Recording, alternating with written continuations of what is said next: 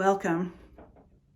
Welcome to this community-wide video offering to express our deep gratitude for the lives of Judy Montgomery and Paul D'Alessandro.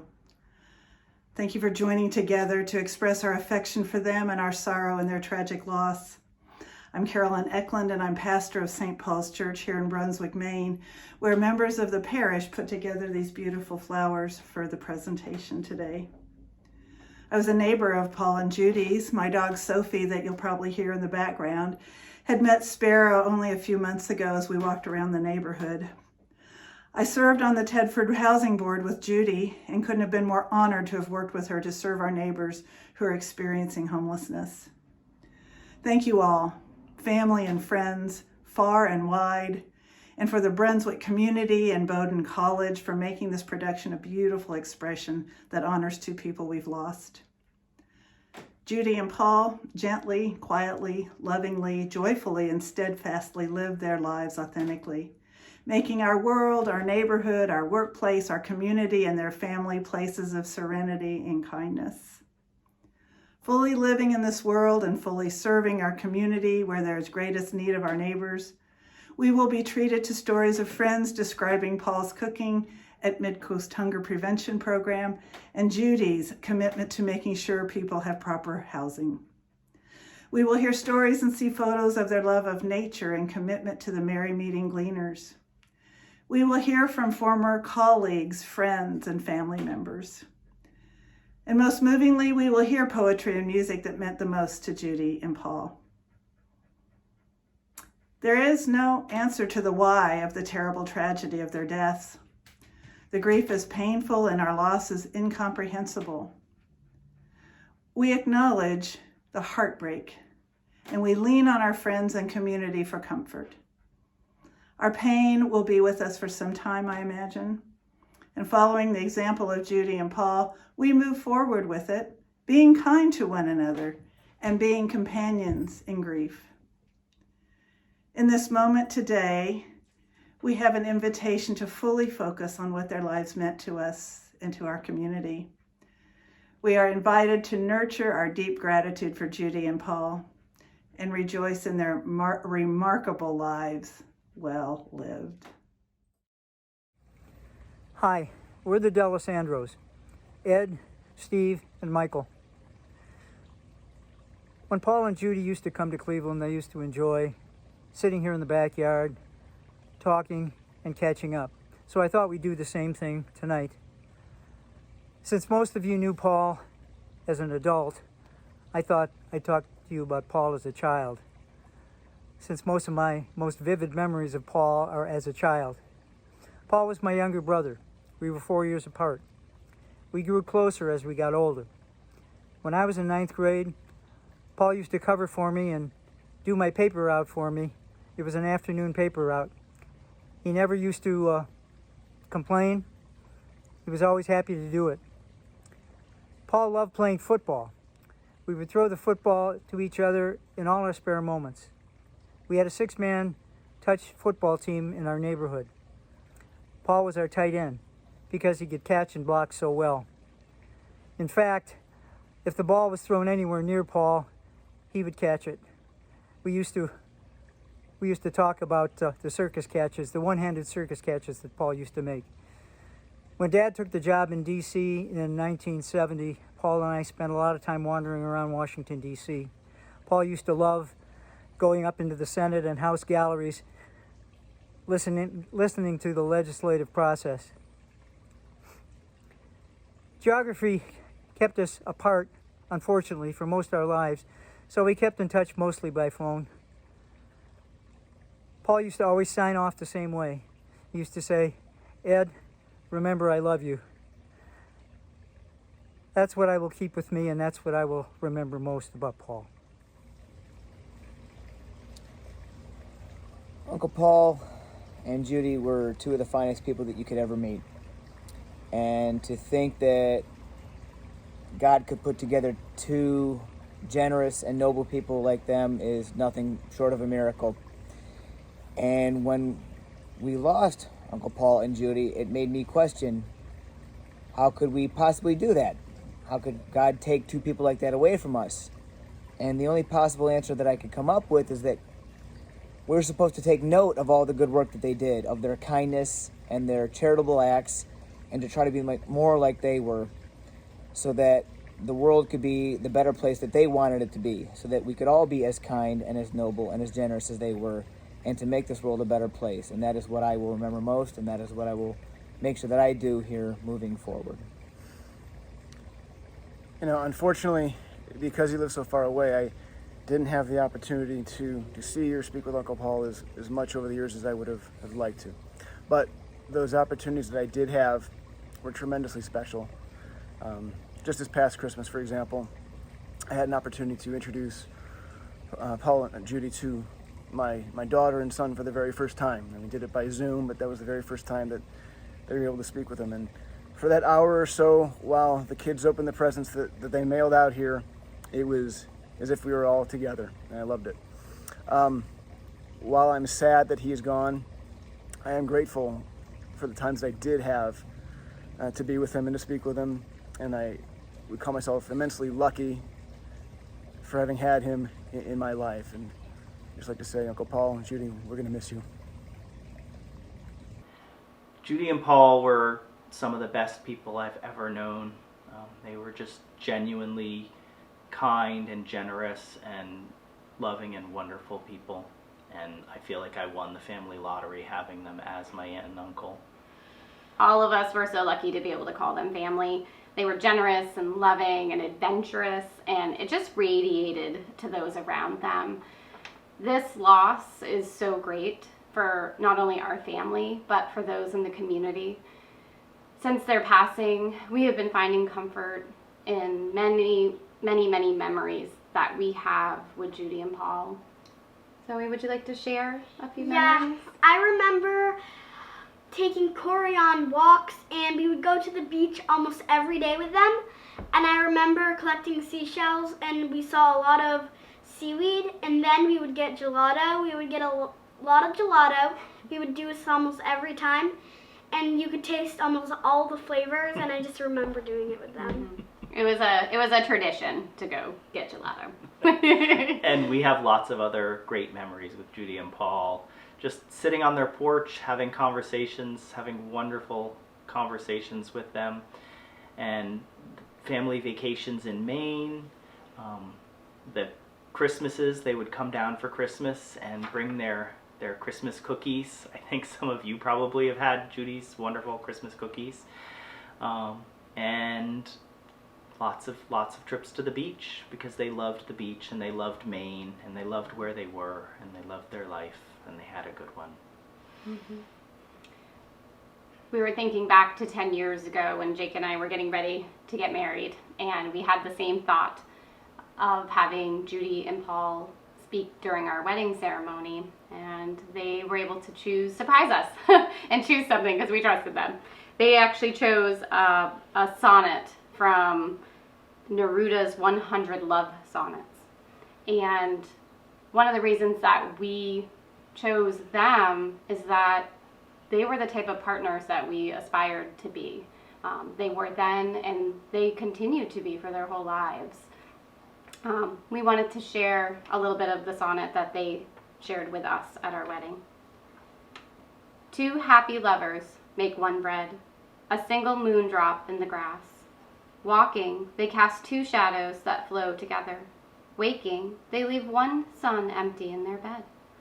Of all the possible truths, they chose the day. They held it, not with ropes, but with an aroma. They did not shred the peace. They did not shatter words. Their happiness is a transparent tower. Two happy lovers, without an ending, with no death. They are born, they die, many times while they live. They have the eternal life of the natural. I think I can speak for all of us that we're going to miss them tremendously.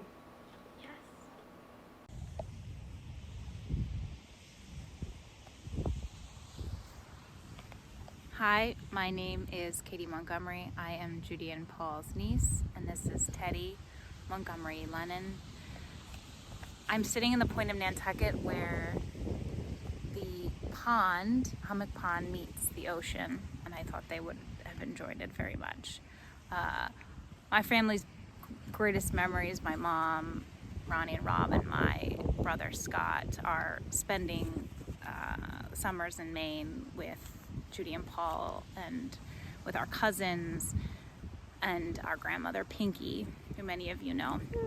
I put together some thoughts that made me think of Judy and Paul. They feel so present now, and I will carry them with me always. Books and books and books, the coast, ocean, water, floating, flowing, a red kayak, seals popping up around, the warmest smiles, the strongest hugs, unwavering support, cookies and cookie tins, knit hats and craft scarves, warm log fires, ice cream for Pinky, sweet dogs, rocking chairs on a screened-in porch, LL Bean, lobsters with a big side of warm butter, writing in watercolors, garden veggies and herbs, library renovations, fair pay for Uber drivers, the color purple, the actual color purple, soft-spoken warmth, diabetes pumps and knee surgeries, physical therapy and perseverance, rocky coastlines, sweet, fresh, salty summer air, mud flats and seashell jewelry, mussels on the grill, red tide, family croquet battles, endless love, and always giving selflessly. We all love them so much, and Teddy got to meet them via text all the time and FaceTime. We love them very much. Bye. Hi, I'm Rob Montgomery, Judy's oldest brother. I live in Westchester, Pennsylvania with my wife Ronnie. We just returned from Brunswick, Maine, where we got the chance to visit with a lot of Judy and Paul's very close friends and associates. We learned a lot about Judy and Paul that we had really not known before. They were very modest people. The love that the community showed for them exudes as people talk about their experiences with Judy and Paul. They were always busy, energetic people.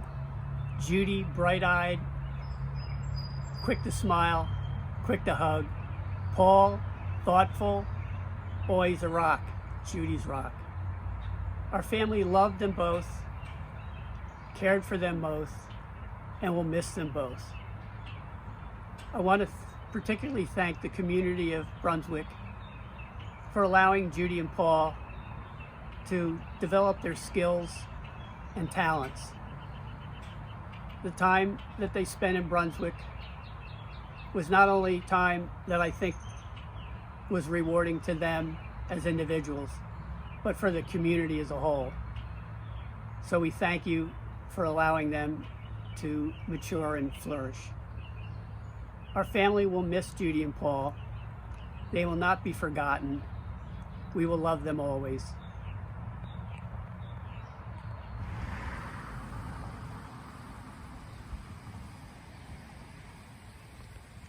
Judy and Paul were avid gardeners, as well as the rest of the Montgomery family. Their perennial gardens reflect their keen sense of color and design, welcoming you to their home. Their vegetable garden, where the renowned Montgomery garlic was grown to the delight of all, provided Judy and Paul with hours of pleasure and relaxation.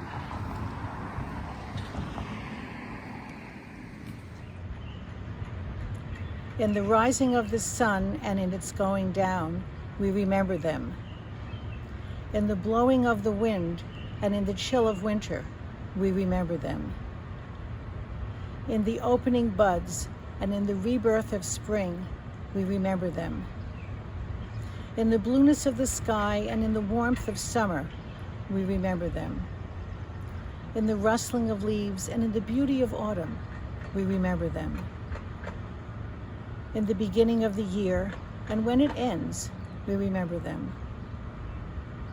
When we are weary and in need of strength, we remember them. When we are lost and sick at heart, we remember them. When we have joys we yearn to share, we remember them. So long as we live, they too shall live, for they are now a part of us as we remember them.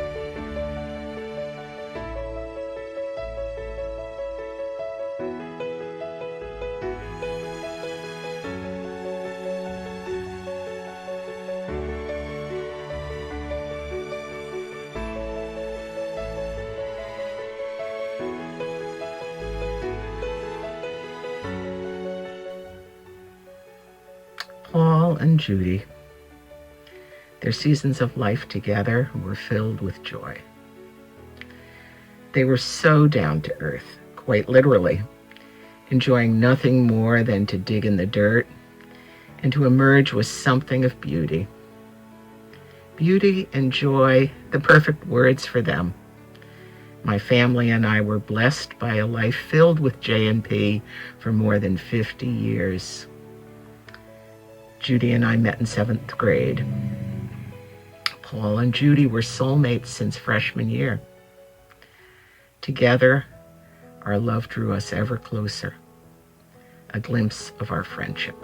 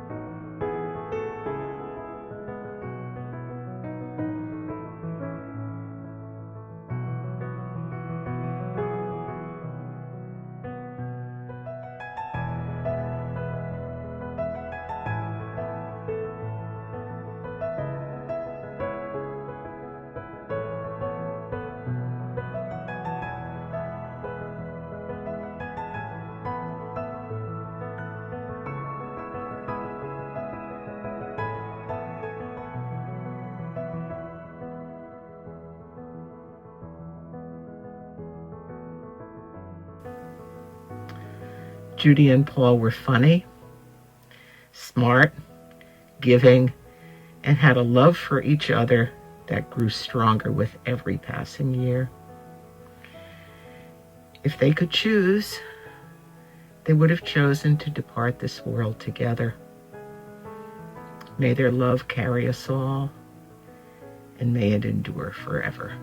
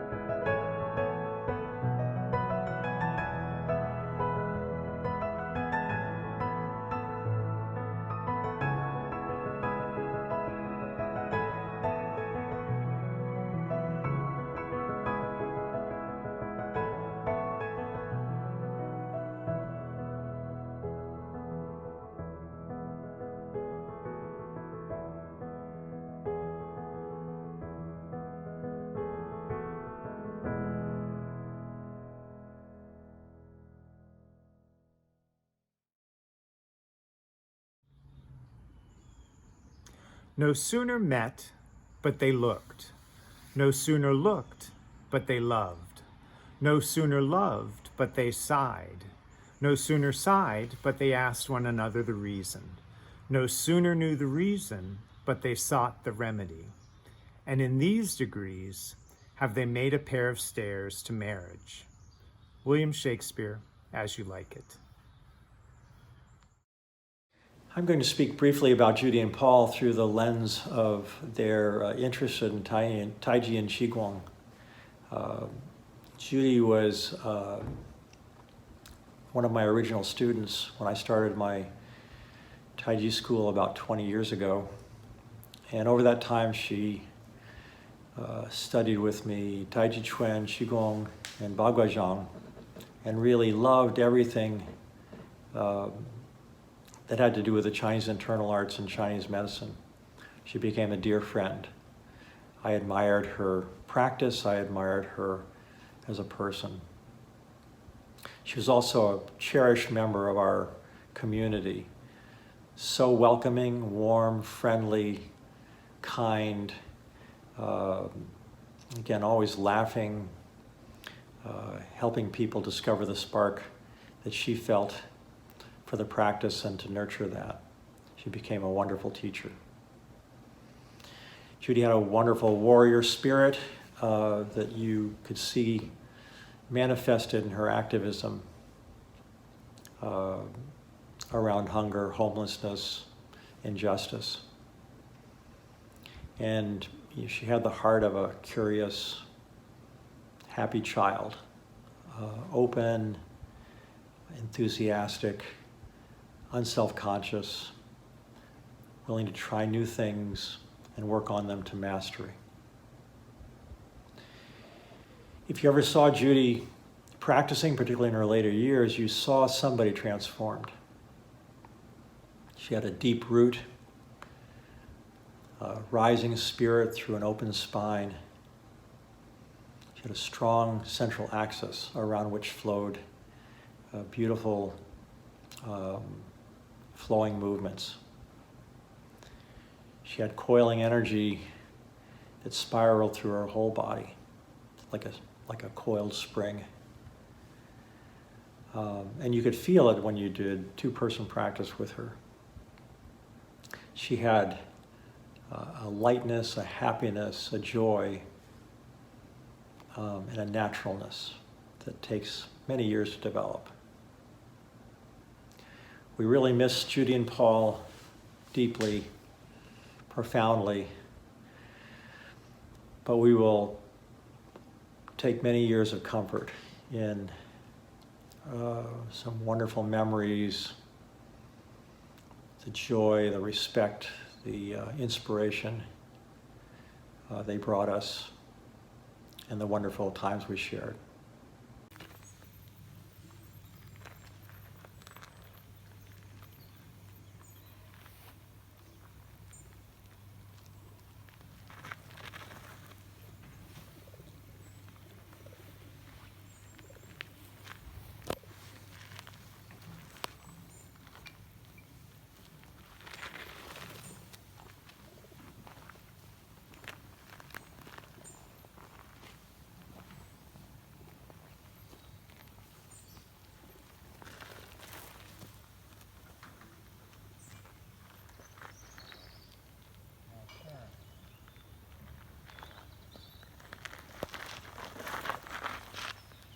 Sweep up, draw the knee up,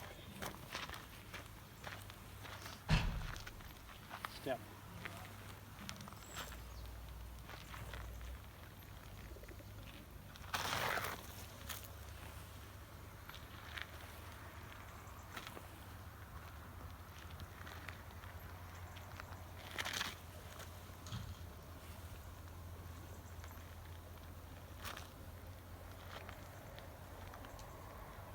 One more.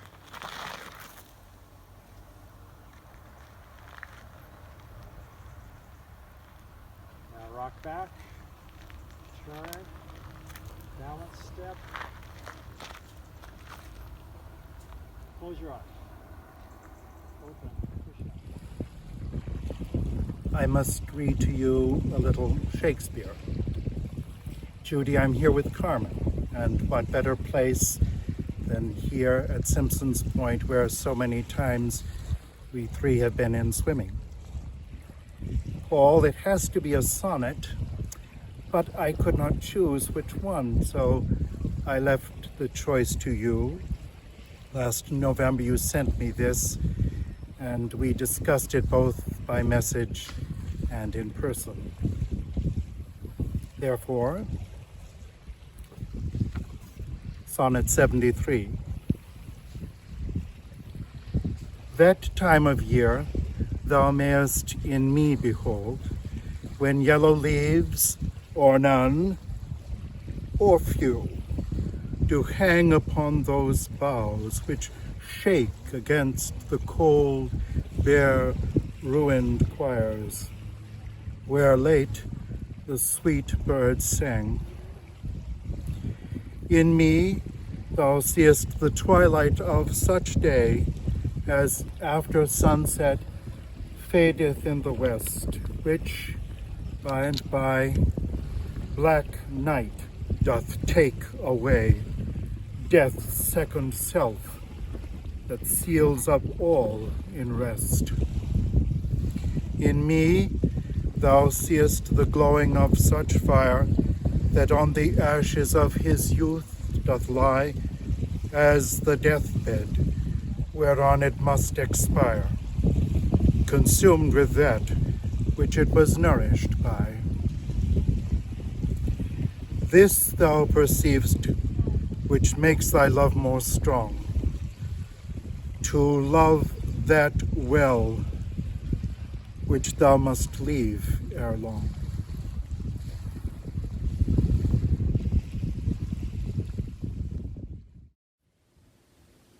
I'm forever grateful that I had the opportunity to get to know Judy and Paul. Paul every year would make a point of sharing with me a pocket poem.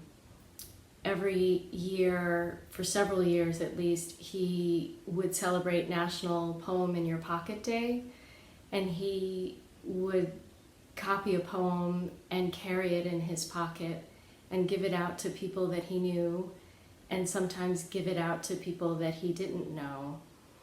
And he told me that he would watch for someone who could use a poem, and he would talk with them a little bit in the grocery store or somewhere where he was with other people, and he would say, I think you look like you could use a poem, and he would give them a poem. And so I would like to share with you the last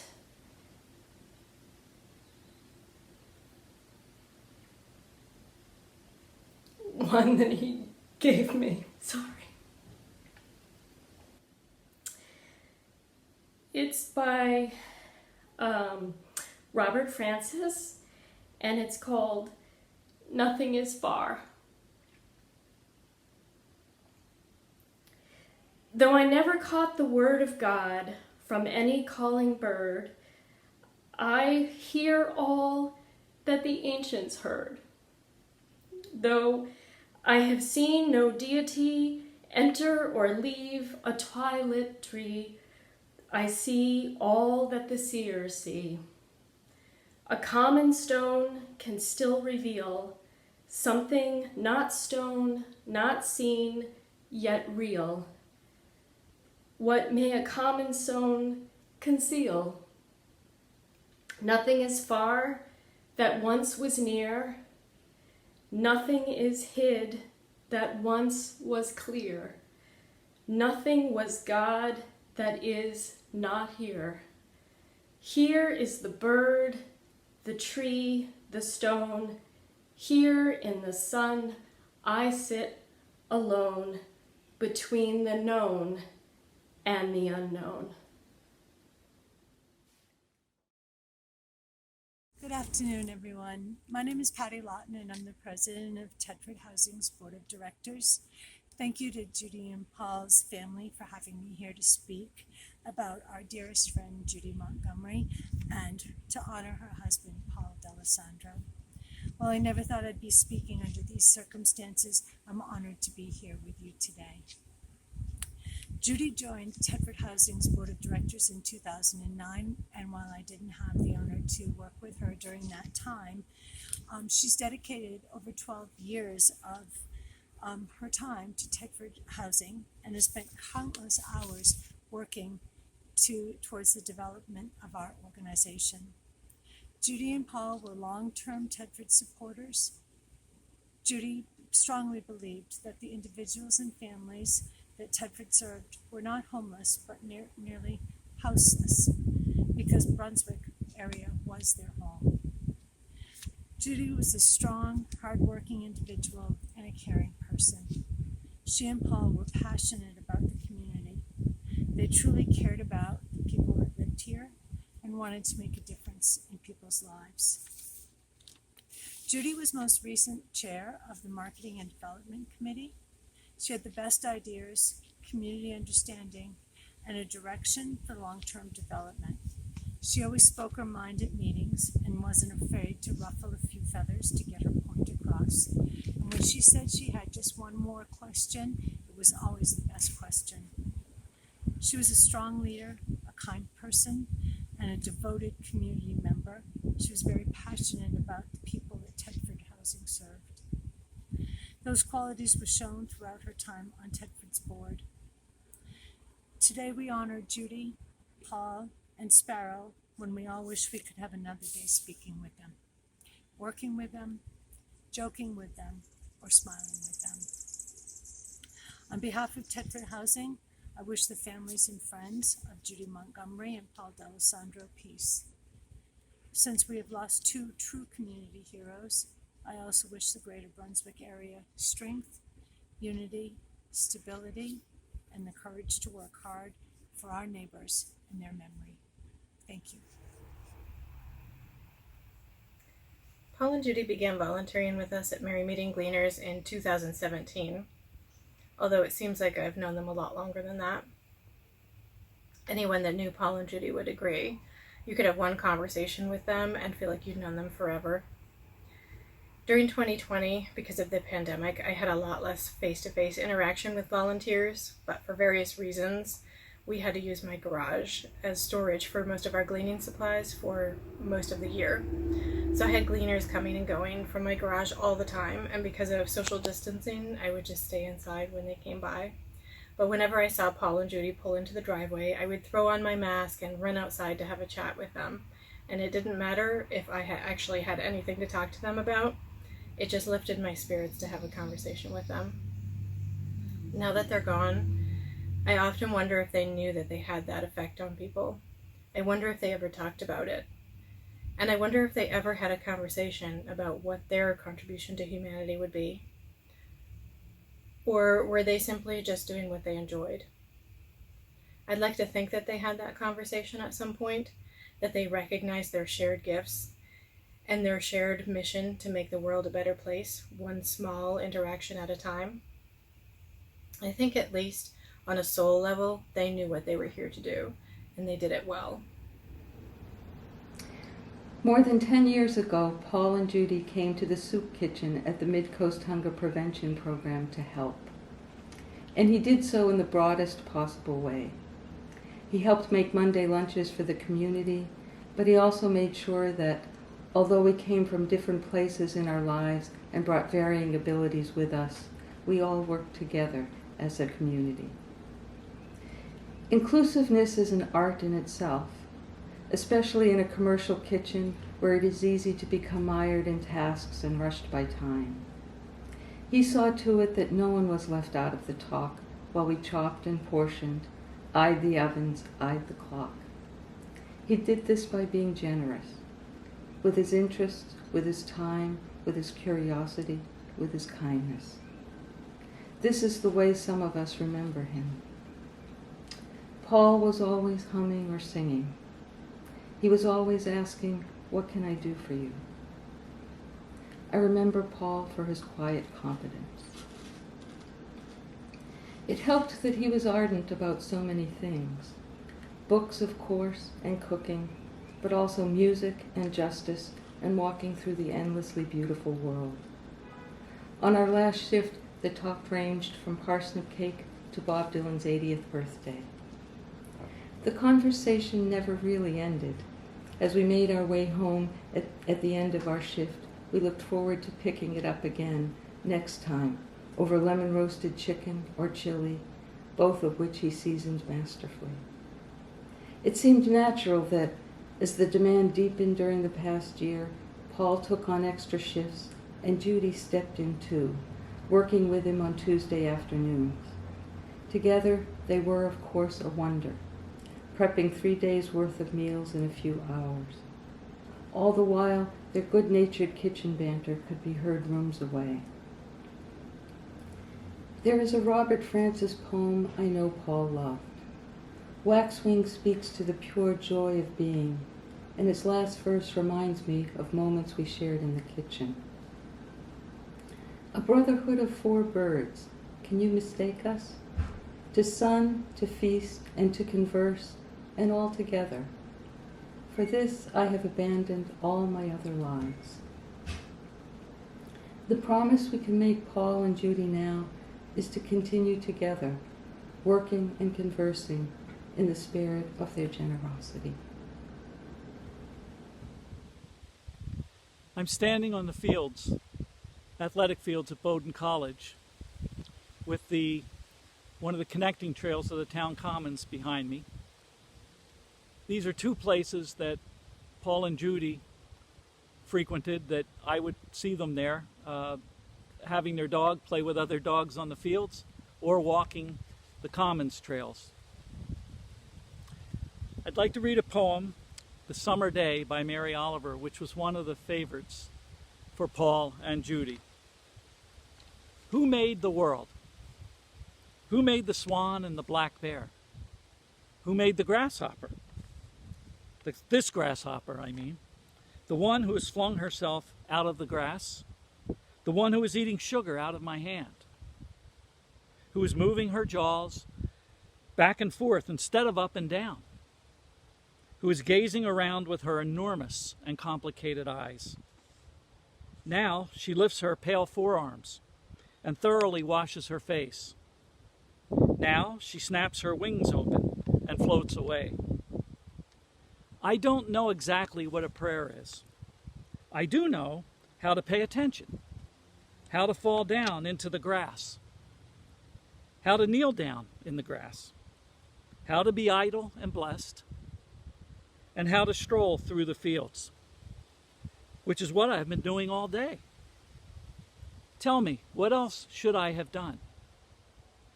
Doesn't everything die at last, and too soon? Tell me, what is it you plan to do with your one wild and precious life? I'm happy to return here at the conclusion of this remarkable presentation of love and gratitude for Judy and Paul. Thank you so much for joining in. Thank you all who have offered a portion of yourselves in your presentations. I expect that you have helped each one of us by bringing us your gift of joy, affection, and humor. Thank you. As I said at the beginning of this beautiful hour, there is no answer to the why of our loss of Paul, Judy, and darling Sparrow. Since that is true, perhaps we now have an invitation to fully center on what their lives meant to us and to our community. We have an invitation to nurture deep gratitude and even practices in our own lives that follow their examples of kindness, service, and companionship. No one of us is exempt from loss, that is true. And while the loss of loved ones is deeply painful, it is possible to move forward. I'm careful not to say move on, because that implies that we just get over it. And those of us who have lost a loved one know that we don't just get over it. But it is possible to move forward, though we carry our grief with us. It's as if the wound of grief stays with us, but our own capacity, our own container expands if we are able to help one another through it. In addition, our capacity expands as we look to the world, to find ways to help, to serve, and to make our world a better place. This is the beauty and legacy Judy and Paul have given us.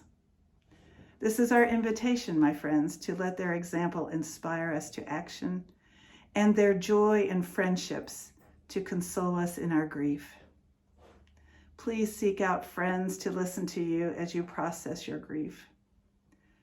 I encourage you to stay logged on at the conclusion of this video to be immersed in glorious and joyful music Paul and Judy love so much as we remember them through photos. My friends, thank you for joining, and be at peace and be consoled.